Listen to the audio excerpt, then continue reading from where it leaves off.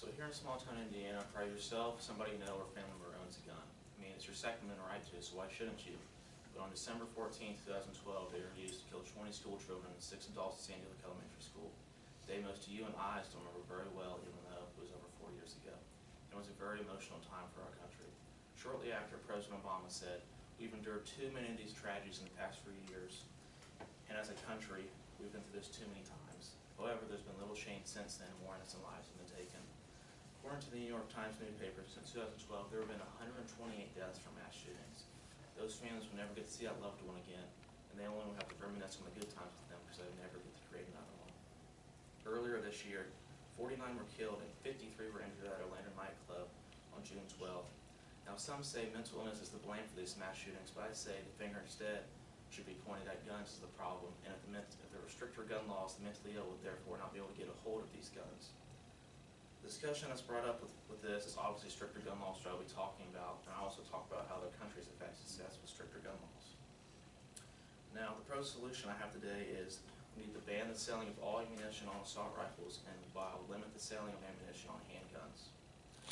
Now, other countries have had great success with these bans. In the UK, 16 5- and 6-year-olds were killed by Thomas Hamilton. He illegally purchased an arsenal of handguns, but the stricter gun laws maybe would have stopped those killings and saved those children's lives. Not was the same war in 1996. Classroom shootings already occurred in Nashville, San Diego, and South Carolina. 9 years before Hamilton's shooting, Michael Ryan went on a rampage for the British England, killing 16 people before eventually turning the gun on himself. The aftermath brought the end to semi-automatic firearms in Britain, and then the Conservative Prime Minister John Major passed the Firearms Act in 1997 that banned all semi-automatic firearms except for .22 caliber weapons. And since then, there has only been one mass shooting in the UK since 1996, compared to the US, where there's been 60 mass shootings since 1996. Now, I know I'm throwing the term mass shooting out there a lot, so let me clarify that for you. Mass shooting is classified when 4 or more people have been killed. Now, there's been an elephant in the room for quite some time regarding a mass shooting and what we need to do to stop them. And it really came to the forefront today with the high number of shootings and the brutality we were seeing with them. Just this year alone, there's been 23 mass shootings, according to CNN. That's over 2 per month, give or take a few. We should try to ban the selling of assault rifles by limiting the sale of handguns. This is the solution to the problem, and it's worked for other well-established countries, and it'll work for us if we let it. Japan has a certain zero tolerance on gun ownership. In 1958, a law states no one shall possess a firearms, a sword, or swords, except shotguns. Now, we don't have to be as strict as Japan, but that shows you there. I'm going to read a few stats later, but I'm going to show you how their gun regulations and statistics have brought down the death toll for mass shootings. There were just 6 reported gun deaths in 2014 in Japan. In 2006, there were only 2 deaths from mass shootings. Visualize waking up in the morning and hearing no more mass shootings. That's something we're so close to in this great country, and that's something we can't achieve. But it doesn't work if you don't move to action and help stop these mass shootings by voting for stricter gun laws and regulations. That's something most of us can already do now, or we'll be able to do by next November when we're 18. Stricter gun laws are the main thing we can do as Americans to help stop this epidemic that's plagued us for far too long. Once again, I'm stating that mental illness is not to blame for the rise in mass shootings. Instead, we should point the finger at guns as the problem. And after the UK and Japan made stricter gun laws, there have just been 2 mass shootings between the 2.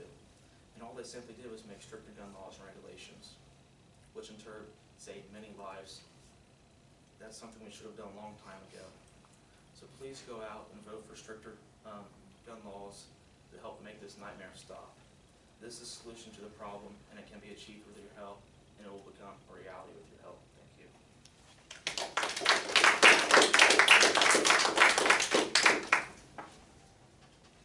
Okay, what would they do, because like I know like people around here have assault rifles. Yes. If they tighten the laws, would we have to give those guns away and give them up, or would they keep them just on stricter basis? Yes, you'd probably just keep them on stricter basis and probably just more background checks and regulations and just something of that sort. Why is it why is it legal when people are 18 they can buy assault rifles, yet when people are 21 they can't? No.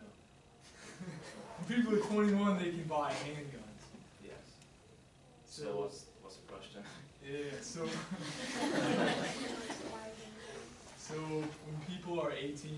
assault rifle, do you have to wait till you're 21 by hand, and why is that?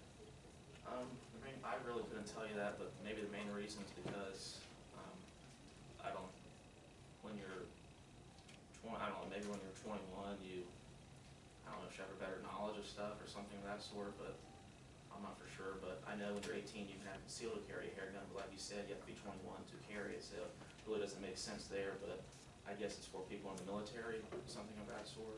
Yeah, because when you turn 18, you go into the Yeah, military. so I'm guessing that's probably the main reason, but it still wouldn't make sense, you have to be 21, but that's the answer.